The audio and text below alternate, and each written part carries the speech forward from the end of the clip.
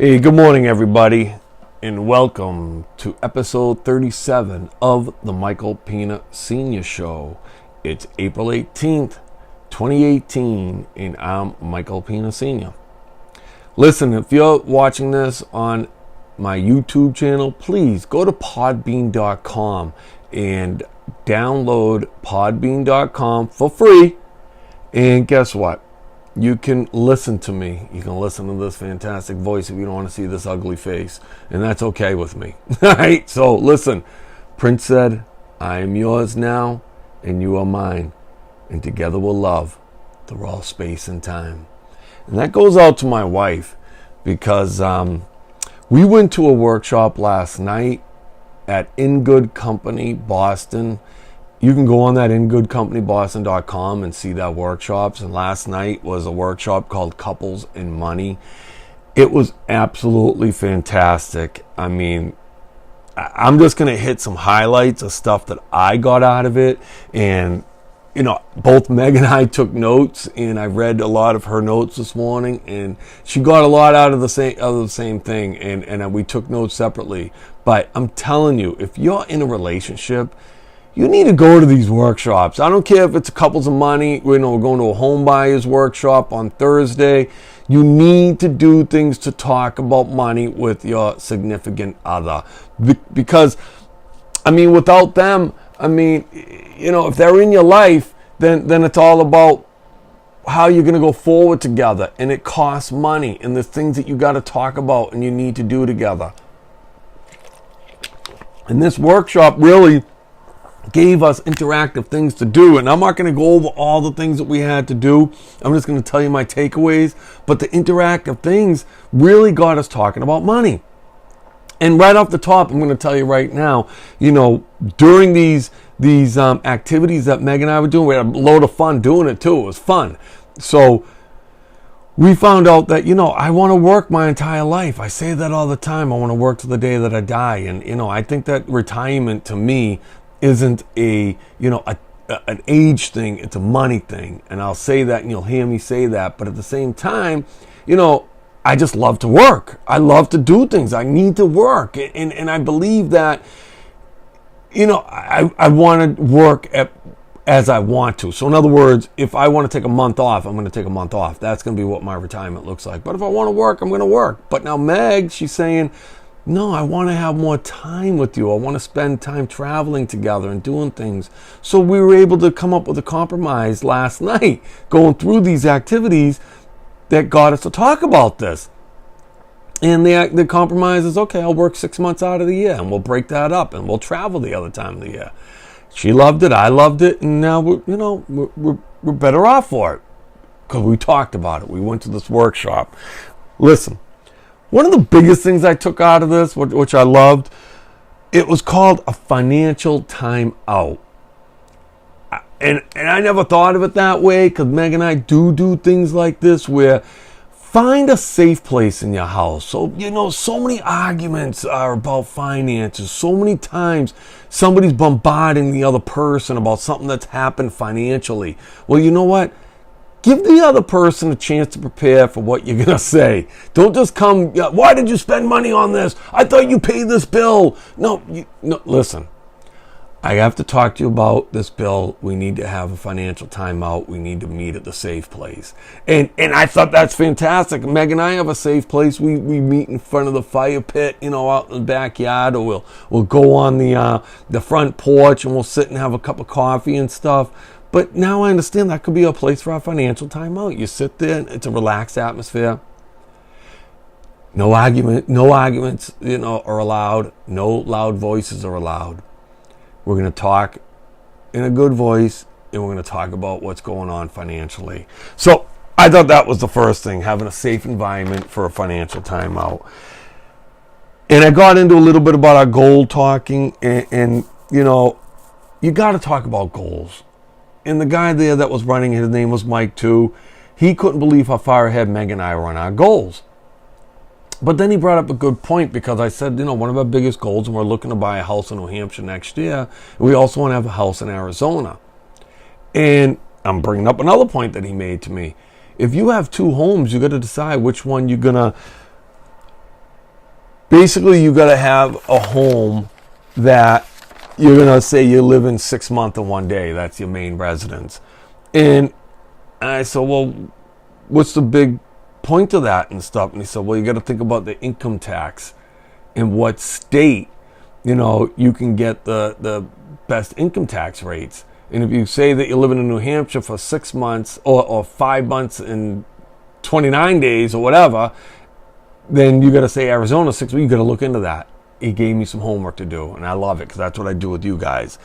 And, and he kept on saying throughout the whole thing, the communication is vital. Communication, doing things together, doing the bills, not separately, but I believe you should do them together. And he said, if you got one person that does the bills, then maybe the other person take over the bills.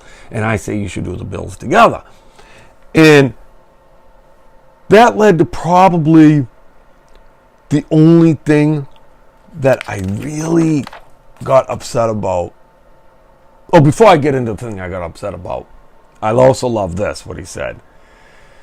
I talk about, like last night to me was like a date night with Meg. We got a chance to go out, get ourselves a coffee, have some, they have free food there too, by the way. It's fantastic and healthy and everything like that. Free drinks, free everything. And so I can't say enough good things about this company, InGoodCompanyBoston.com. Go on to that.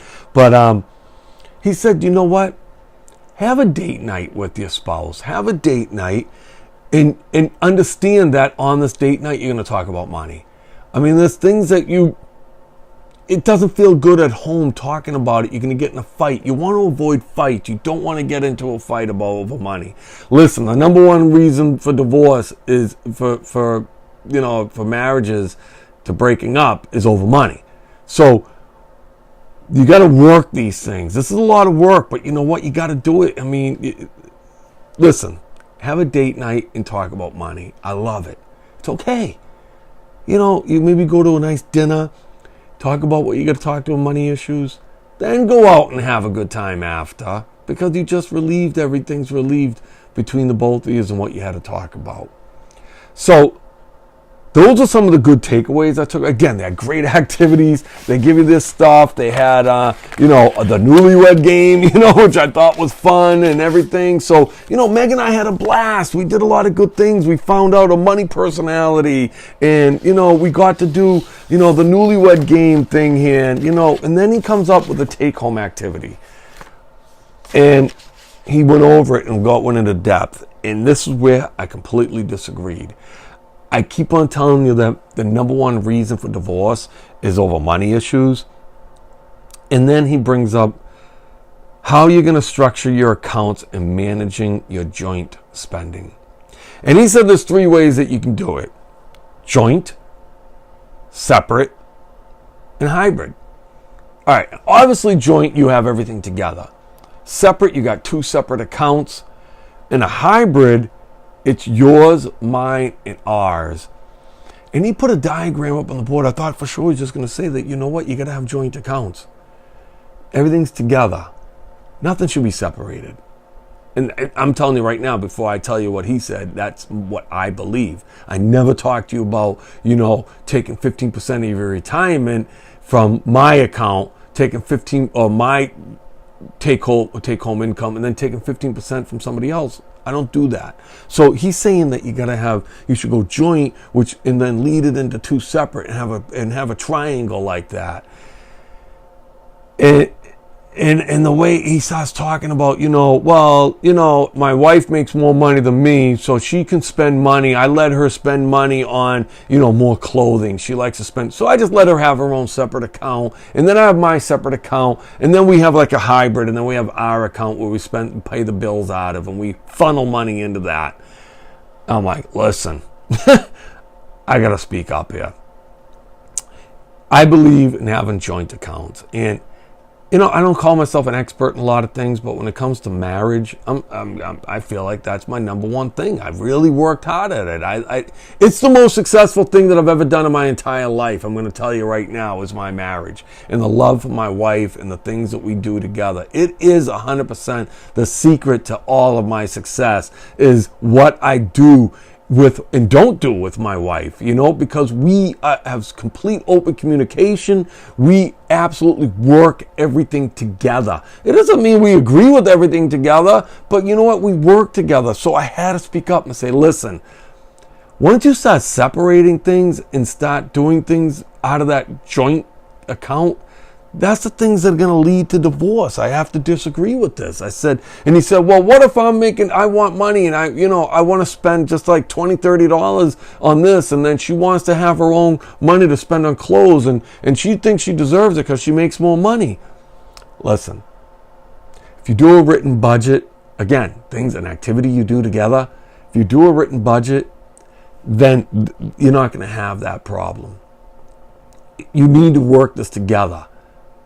And I feel like I speak from experience, and I know that he knew that I was speaking from experience. But you got to do things together. Don't make separate accounts. It's just going to lead to a money problem. Listen, the number one reason for divorce is finances, and the number one thing in finances that people say that lead to divorce is money infidelity. Money infidelity is when a person's been lied to about money from their spouse, a significant other, or really from their spouse, because now you're married. And they say 78% of people say that money infidelity to them is worse than being cheated on. And that's why it leads to divorce. So you can't sit there and tell people to separate their money, separate their accounts. It's just going to lead to money infidelity. Please work your accounts together. And I said to him, listen, it doesn't matter how much I make. It doesn't matter how much she makes. She could be a stay-at-home mom. And that's just as much money and financial support that I need as the money, that actual cash that I make. You're in a business together. You got to do it together. Don't separate. So I love this whole thing. I didn't mean to bring it down at the end, but it was fun. Meg and I learned a lot. And I hope that you'll do something like this together. Please do it together with your spouse. Listen, I hope I didn't go over your time. Listen, I'm living my passion one day at a time. Please catch the podcast with Jack Lally coming up. Please catch it. It's going to be live on Facebook Live at michaelpinasenior.com. I'm sorry. It's going to be Facebook Live at Pina Financial Coaching. So listen, I'm living my passion one day at a time. I want to win. I want to help you win. Let's win together.